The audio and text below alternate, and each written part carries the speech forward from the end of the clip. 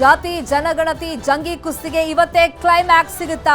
ಜಾರಿಗೆ ಬರುತ್ತಾ ಅಥವಾ ವರದಿಯನ್ನ ಆಲ್ರೆಡಿ ಈಗ ಸ್ವೀಕರಿಸಿರುವಂತ ಸರ್ಕಾರ ಅದನ್ನ ಮೂಲೆ ಗುಂಪು ಮಾಡಿಬಿಡುತ್ತಾ?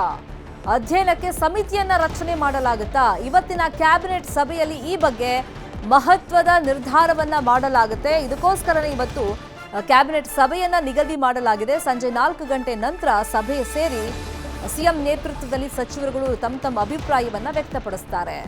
ಈಗ ಆಲ್ರೆಡಿ ವರದಿಗೆ ಲಿಂಗಾಯತ ಹಾಗೇನೆ ಒಕ್ಕಲಿಗರು ತೀವ್ರ ರೀತಿಯಲ್ಲಿ ವಿರೋಧವನ್ನ ವ್ಯಕ್ತಪಡಿಸ್ತಾ ಇದ್ದಾರೆ. ಲಿಂಗಾಯತ ಒಕ್ಕಲಿಗ ಸಚಿವ ಶಾಸಕರು ವಿರೋಧವನ್ನ ವ್ಯಕ್ತಪಡಿಸಿರೋದ್ರಿಂದ ಇದು ಸಮೀಕ್ಷೆನೇ ಸರಿಯಿಲ್ಲ, ವರದಿ ಸರಿಯಿಲ್ಲ ಅಂತ ಹೇಳಿ ಆರೋಪ ಮಾಡುವಂತ ಸಾಧ್ಯತೆಗಳು ಮ್ಯಾಕ್ಸಿಮಮ್ ಇದೆ. ವರದಿಯನ್ನ ಸ್ವೀಕಾರ ಮಾಡಬಾರದು ಅಂತ ಹೇಳಿ ಮೇಲ್ವರ್ಗಗಳ ಸಚಿವರು ಇವತ್ತಿನ ಸಭೆಯಲ್ಲಿ ಒತ್ತಡವನ್ನ ಹೇರ್ತಾರೆ. ವರದಿ ಅಂಗೀಕಾರಕ್ಕೆ ಅಹಿಂದ ಸಂಘಟನೆಗಳಿಂದ ಆಗ್ರಹಗಳು ಕೇಳಿಬರ್ತಾ ಇದೆ. ಸಹಜವಾಗಿ ಪರ ವಿರೋಧದ ಮಧ್ಯದಲ್ಲಿ ಇವತ್ತಿನ ಸಚಿವ ಸಂಪುಟ ಸಭೆಯಲ್ಲಿ ಈ ವರದಿ ಬಗ್ಗೆ ಯಾವ ತರ ಚರ್ಚೆ ಆಗುತ್ತೆ, ಸರ್ಕಾರ ಯಾವ ತರ ನಿರ್ಧಾರಗಳನ್ನ ಕೈಗೊಳ್ಳುತ್ತೆ ಅಂತ ಹೇಳಿ ಕುತೂಹಲ ಇದೆ. ಜಾತಿ ಜಂಗಿ ಕುಸ್ತಿ ಕಾಂಗ್ರೆಸ್ ಅಲ್ಲಿ ಹೇಗಿದೆ, ಯಾರ್ಯಾರು ಏನೇನು ಹೇಳಿದ್ದಾರೆ ನೋಡೋಣ. ಆ ಜಾತಿ ಗಣತಿ ಎಲ್ಲ ನಿಜ ಹೇಳಬೇಕು ಅಂದರೆ ಸೋಷಿಯೋ ಎಕನಾಮಿಕ್ ಸರ್ವೆ ಕ್ಯಾಬಿನೆಟ್ನಲ್ಲಿ ಚರ್ಚೆ ಮಾಡ್ತೀವಿ. ಚರ್ಚೆ ಮಾಡಿ ವಿಲ್ ಟೇಕ್ ಎ ಡಿಸಿಷನ್. ನಿಮ್ಮ ಶಾಸಕರೇ ಅಂದರೆ ಲಿಂಗಾಯತ ಶಾಸಕರು ಆಯ್ತಪ್ಪ, ಅವ್ರ ಅಭಿಪ್ರಾಯ ಹೇಳಿದ್ದಾರೆ. ಯಾರಿಗೂ ಅನ್ಯಾಯ ಆಗಲ್ಲ, ಅನ್ಯಾಯ ಆಗಲಿಕ್ಕೆ ನಾವು ಬಿಡಲ್ಲ. ನಮ್ಮಲ್ಲಿ ಲಿಂಗಾಯತರಲ್ಲಿ ಕೂಡ ಅನೇಕ ಸಮಸ್ಯೆಗಳಿದ್ದಾವೆ.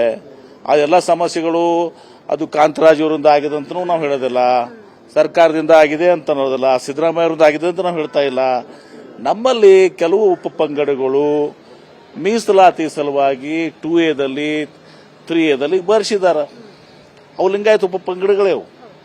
ಆದರೆ ಅವರು ಲಿಂಗಾಯತ ಅಂತ ಬರೆಸಿದ್ರೆ ಅವ್ರಿಗೆ ಮೀಸಲಾತಿ ಸಿಕ್ಕದಿಲ್ಲ ಅಂತ ಅನ್ನೋ ಕಾರಣಕ್ಕೆ ಬಳಸಿದಾರ.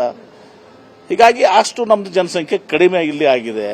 ಆದರೆ ಇಷ್ಟೇ ಜನಸಂಖ್ಯೆ ಲಿಂಗಾಯತದ್ದು ಏನೋ 63 ಲಕ್ಷ ಅಂತ ಹೇಳ್ತದಲ್ಲ, ಲಿಂಗಾಯತ ಜನಸಂಖ್ಯೆ 1,10,20 ಲಕ್ಷಕ್ಕಿಂತ ಜಾಸ್ತಿ ಇದೆ. ಕ್ಯಾಬಿನೆಟ್ನಲ್ಲಿ ಚರ್ಚೆ ಮಾಡ್ತೀವಿ, ಬಹುಶಃ 99% ಕ್ಯಾಬಿನೆಟ್ನಲ್ಲೇ ಬಗೆಹರಿತದೆ. ಸ್ವಾಭಾವಿಕ ಏನು ಇದ್ದು ಯಾವಾಗಲೂ 100% ಎಲ್ಲಿಯೂ ಯಾವುದೇ ವರದಿ ಬಂದಾಗ 100ಕ್ಕೆ 100 ಯಾರು ಒಪ್ಕೊಳ್ಳೋಲ್ಲ. ಅವರವರ ಅಭಿಪ್ರಾಯ ಹೇಳ್ತಾರೆ. ಕ್ಯಾಬಿನೆಟ್ ಇದೆ, ವಿಶೇಷ ಕ್ಯಾಬಿನೆಟ್ ಅದ್ರಗೋಸ್ಕರ ಇದೆ, ಚರ್ಚೆ ಮಾಡಲಿಕ್ಕೆ, ಮಂತ್ರಿಗಳ ಅಭಿಪ್ರಾಯ ಹೇಳಲಿಕ್ಕೆ ಇದೆ. ಅಲ್ಲಿ ಆದ್ಮೇಲೆ ಇನ್ನೂ ಮುಂದಿನ ಸ್ಟೆಪ್ಪು ಹೋಗ್ಬೋದು. ಇನ್ನೂ ಭಾಳಷ್ಟು ಅವಕಾಶಗಳ ಸ್ಟೆಪ್ಗಳಿದೆ. ನಾವು ಕೂಡ ಹೇಳಿದ್ದೀವಿ, ಅಷ್ಟು ತರಾತುರಿಯಲ್ಲಿ ಮಾಡೋ ಸರ್ಕಾರ ಏನು ಮಾಡೋದಿಲ್ಲ. ಎಲ್ಲ ಸಾಧಕ ಬಾಧಕಗಳನ್ನು ನೋಡಿನೇ ಅದ್ರ ಬಗ್ಗೆ ನಿರ್ಧಾರ ಮಾಡ್ತಾರೆ. ಈ ಲಿಂಗಾಯತರು ಲೀಡರ್ ಯಾರು ಕರೆದ್ರು? ಇವ್ರು ಯಾವ ನೈತಿಕತೆ ಇದೆ? ಮುಖ್ಯಮಂತ್ರಿ ಏನು 7 ಜನ ಮಂತ್ರಿಗಳೇನಿದ್ದಾರೆ ಇವತ್ತು, ಲಿಂಗಾಯತ ಮಂತ್ರಿಗಳು ರಾಜೀನಾಮೆ ಕೊಡಬೇಕು. ಎಲ್ಲರೂ ಒಬ್ರು ಕರೆದಿದ್ದಾರೆ, ಕರೆದು ಏನಾರು ಚರ್ಚೆ ಮಾಡಿದ್ದಾರೆ. ಶಾಸಕರನ್ನ ಏನಪ್ಪ ಎಂತಪ್ಪ ಅಂತ ಮಾಡಿದ್ದಾರೆ. ಈಶ್ವರ್ ಖಂಡ್ರವ್ರಿಗೆ ಫೋನ್ ಮಾಡಿದೆ, ಫೋನ್ ರಿಸೀವ್ ಮಾಡಲಿಲ್ಲ. ಇವ್ರನ್ನೆಲ್ಲ ನಂಬ್ಕೊಂಡು ಯಾವ ರೀತಿ ರಾಜಕೀಯ ಮಾಡಬೇಕು? ಇನ್ನು ಸಚಿವ ಬೈರತಿ ಸುರೇಶ್, ರಾಮಲಿಂಗಾರೆಡ್ಡಿ, ಶಾಸಕ ಪ್ರದೀಪ್ ಈಶ್ವರ್ ಹಾಗೇನೆ ಮಲ್ಲಿಕಾರ್ಜುನ್ ಖರ್ಗೆ ಮಾತನಾಡಿದ್ದು ಎಲ್ಲವನ್ನೂ ಸರ್ಕಾರ ನಿರ್ಧಾರ ಮಾಡುತ್ತೆ ಅಂತ ಹೇಳಿದ್ದಾರೆ. ಎಲ್ಲರೂ ಅನ್ಯಾಯ ಆಗಿದೆ ಅಂತ ಹೇಳೋದಿಲ್ಲ, ಅನ್ಯಾಯ ಆಗಿದೆ ಅಂತ ನಾನು ಹೇಳಕ್ ಹೋಗೋದಿಲ್ಲ. ಈಗ ವರದಿ ಬಂದಿದೆ, ಎಲ್ಲರೂ ಓದ್ಬೇಕು.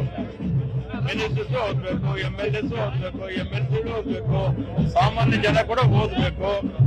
90 ದಿನ ಸಮಯ ಇರುತ್ತೆ. ಏನಾದ್ರೂ ಲೋಪದೋಷಗಳಿದ್ರೆ ಸರ್ ಮಾಡ್ಕೋಬಹುದು ಅಂತ ಅವತ್ತು ಅದೇ ಹೇಳೋದು, ಇವತ್ತು ಅದೇ ಹೇಳೋದು. ಸರ್ ಮಾಡ್ಕೊಳ್ಳೋದಕ್ಕೆ ಅವಕಾಶ ಇದೆ. ಲೋಪದೋಷಗಳಿದ್ರೆ ಸರ್ಕಾರ ಯಾವುದೇ ಒಂದು ಸಮುದಾಯಕ್ಕೆ ಅನ್ಯಾಯ ಆಗಿದ ರೀತಿ ಖಂಡಿತ ಸರ್ಕಾರ ತೀರ್ಮಾನ ತಗೊಳುತ್ತೆ. ಗಣತಿ ಇನ್ನೂ ನಮ್ಮ ಕ್ಯಾಬಿನೆಟ್ ಅಲ್ಲಿ ಮಣ್ಣೆ ಆಗಿದೆ, ಇನ್ನೂ ಫೈನಲೈಸ್ ಆಗಿಲ್ಲ. ಇವತ್ತು ಕ್ಯಾಬಿನೆಟ್ ಇದೆ, ವಿಶೇಷವಾಗಿ ಇವತ್ತು ಕ್ಯಾಬಿನೆಟ್ ಕರೆದಿದ್ದೀವಿ. ಕ್ಯಾಬಿನೆಟ್ ಅಲ್ಲಿ ಎಲ್ಲ ಮಂತ್ರಿಗಳು, ಮುಖ್ಯಮಂತ್ರಿಗಳ ಅಧ್ಯಕ್ಷತೆಯಲ್ಲಿ ಉಪಮುಖ್ಯಮಂತ್ರಿಗಳ ಅಧ್ಯಕ್ಷತೆ ಕುತ್ಕೊಂಡು ನಾವು ಡಿಸೈಡ್ ಮಾಡ್ತೀವಿ ಏನ್ ಮಾಡಬೇಕು ಅನ್ನೋದನ್ನ. ರಾಜ್ಯದಲ್ಲಿ ಈಗ ಇವತ್ತು ಜಾತಿ ಗಣತಿ ಬಗ್ಗೆ ಕ್ಯಾಬಿನೆಟ್ ನಲ್ಲಿ ಮಂಡನೆ ಆಗ್ತಾ ಇದೆ, ಏನು ಅದನ್ನ ನೋಡಿ, ಅದು ರಾಜ್ಯ ಸರ್ಕಾರಕ್ಕೆ ಬಿಟ್ಟಿದ್ದು. ಪ್ರತಿಯೊಂದು ರಾಜ್ಯದಲ್ಲಿ ಅವರವ್ರು ಮಾಡ್ತಾರೆ. ಇದೇನು ನಾವು ಕೇಂದ್ರ ಸರ್ಕಾರ ವತಿಯಿಂದ ನಡೆದಂಥದ್ದು ಏನಲ್ಲ. ರಾಜ್ಯ ಸರ್ಕಾರದವ್ರು ಏನು ನಿರ್ಣಯ ಮಾಡ್ತಾರೋ ಅವ್ರು ಡಿಸ್ಕಸ್ ಮಾಡಿ ಅವ್ರ ಕ್ಯಾಬಿನೆಟ್ನಲ್ಲಿ ಏನು ಹೊರಗೆ ಬರ್ತದೋ ಮತ್ತು ಆ ರಿಪೋರ್ಟು ಕೂಡ ನಾವು ನೋಡಿಲ್ಲ. ಅದನ್ನ ರಾಜ್ಯ ಸರ್ಕಾರಕ್ಕೆ ಬಿಟ್ಟು ವಿಷಯ. ವಿರೋಧ ವ್ಯಕ್ತವಾಗ್ತಾ ಇದೆ ಇದರಲ್ಲಿ.